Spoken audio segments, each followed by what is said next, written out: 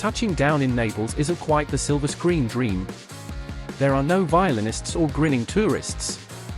Instead, it's horn honking galore. A taxi driver offered me a special fare, provided I didn't ask questions. Naturally, I accepted. Naples greeted me with that heady aroma of petrol, sea salt, and just a whisper of parmesan, making me wonder, is this paradise, or does purgatory offer top-notch catering? Napoli is an open wound slashing through the city's heart. Every step is a battle: dodge mopeds, greet saints, and avoid stepping in wee. Yet here resides the essence: knickers flapping from balconies, grandmas shouting from windows, and limoncello vendors promising it heals everything, even heartbreak.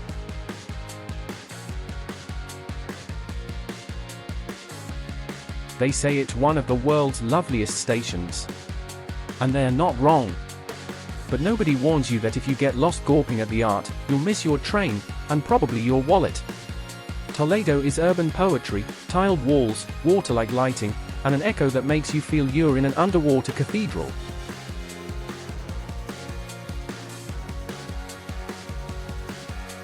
I sat before a margherita pizza that smelled better than any ex. The crust crackled like a lover's confession, the tomato tasted sinful. And the mozzarella, well, if heaven has a flavor, this was it. The woman next to me cried when she tasted it. No exaggeration. I did too.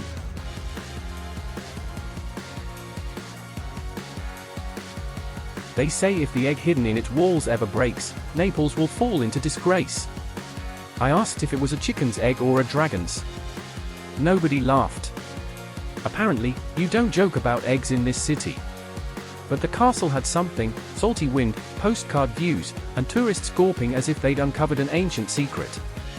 Guilty as charged, I was one of them.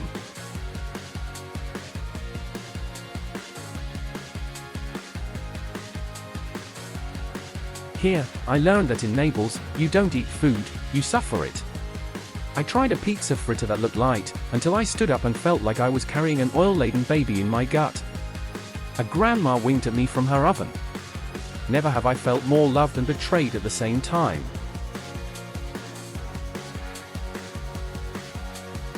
In the quartiere, there are no tourists, only witnesses.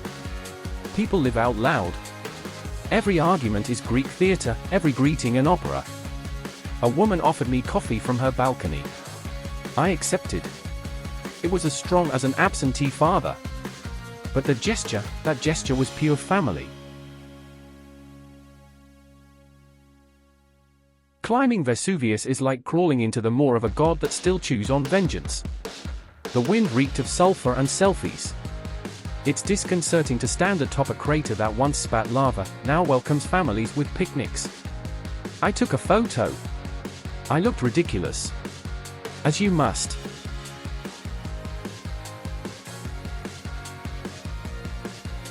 Seeing those mummified bodies, locked in their final stance, made me wonder how I'd like to go, elegant, champagne glass in hand. But Pompeii isn't scary.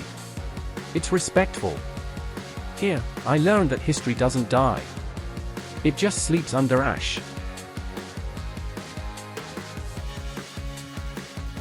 Waiting for a saint's blood to liquefy as proof that everything's going well, it sounds like a Gothic novel. But here, they believe. And celebrate. If it liquefies, great. If not, bad omen. I watched it move. Or maybe I just had the trembles after coffee. Still, I clapped. I strolled by the sea with a dark chocolate gelato cone. The view was so lovely I almost proposed to the city. But I remembered, Naples is like an ex, beautiful, chaotic, and ready to wreck you if you let your guard down.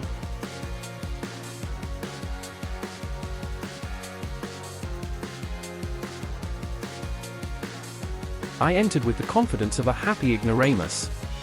I had no clue about opera or classical music, but the golden ceiling and velvet seats made me feel like a count, poor, but stylish. I sat, and swear I sensed a presence behind me. They say there are ghosts. I reckon they were just memories of applause.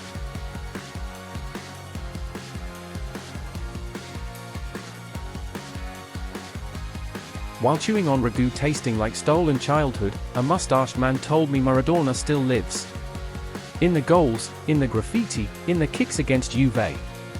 We toasted to him with cheap wine, but glorious. In Naples, you don't need faith. Only football and pasta.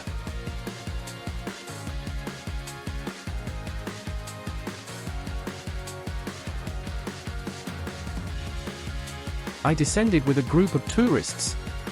I emerged with souls traumatized. Down here lies Greek history, war shelters, even a hidden theater. Also bats. One landed on my shoulder. I named him Giuseppe. He never looked at me again. Much respect.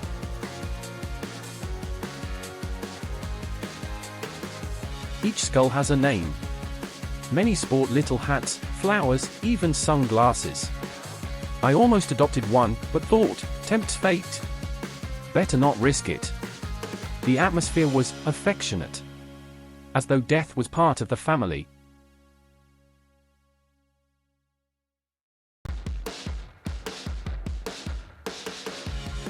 I climbed like a hero, descended like a penitent.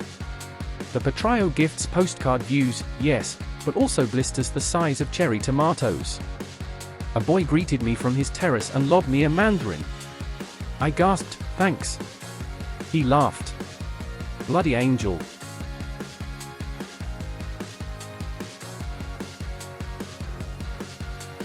Seeing the city from afar helps. You appreciate its beauty without feeling the knife between your ribs. The sea calms. The sun falls red, like a ripe tomato. And the air tastes like rest, until a motorbike roars past someone shouting at their mum. Naples never sleeps. It just yawns hard. The diamonds bear symbols. Some claim they hide magical messages. Others say they were just bargain basement stones in 16th century sales. Inside, Baroque art floods every hidden corner. I sat down. I said sorry. Then I asked for pizza. Not necessarily in that order. Every street is an open-air gallery. From Maradona's face to a virgin in sunglasses. Here, art doesn't ask permission. It jumps at you. A tourist called it visual chaos. I call it brutal honesty. Like a slap that heals. Waiting for the train, I felt that odd sadness a city leaves behind, subtly tearing parts of your soul. I was wearing pizza grease on my top, salt on my lips, and my heart full of shouts, laughter, and off-key mandolins. I said goodbye to Naples as you say it to a mad friend. With affection. And a dash of fear about coming back.